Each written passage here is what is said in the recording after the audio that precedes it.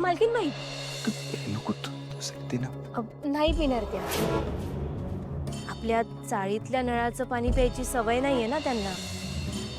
अर्धी चतकोर शिळी भाकरी खाऊन राहण्याची सवय झालीये. तुमच्या घरचं पंचपक्वानाचं जेवण पचलं नसतं माझ्या धनींना, म्हणून मी त्यांना तिकडं नाही येऊ दिलं.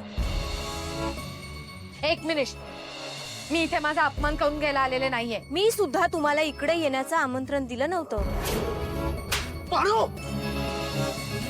देवी आई, देवी आई, तुमचा अपमान केला, तुमच्याशी नको त्या भाषेत बोलले मी, पण त्यासाठी देव मला कधीच माफ नाही करणार.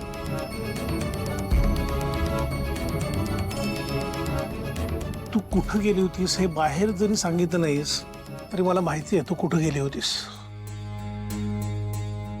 आदित्य आजारी आहे हे कळल्यावर तुझं आईचं मन कळवल्याशिवाय कसं राहील. तुला राहावलं नाही म्हणून आदित्यला भेटायला चाळीत गेली होतीस ना. तिकडे जाऊन जाब विचारला असशील जेवायला का नाही आलास म्हणून. श्रीकांत, मला खरंच कळत नाहीये मी काय करते. मी अशी नाहीये.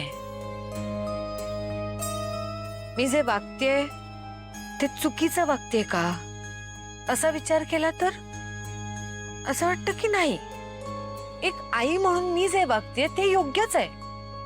कारण हे बघ, आपण आपल्या मुलांवर एक प्रकारचे संस्कार केलेले असतात आणि जेव्हा आपली मुलं त्या संस्कारांच्या विरुद्ध वागतात तेव्हा एखादी आई कशी रिॲक्ट होईल. आता मी तशीच रिॲक्ट होतीये. पण मग मनात येतं की मी अशी नाहीये. पण मग असं वाटतं की हा माझा स्वभाव नाहीये. श्रीकांत, आत्ता माझ्या डोक्यात ना एक युद्ध चाललंय.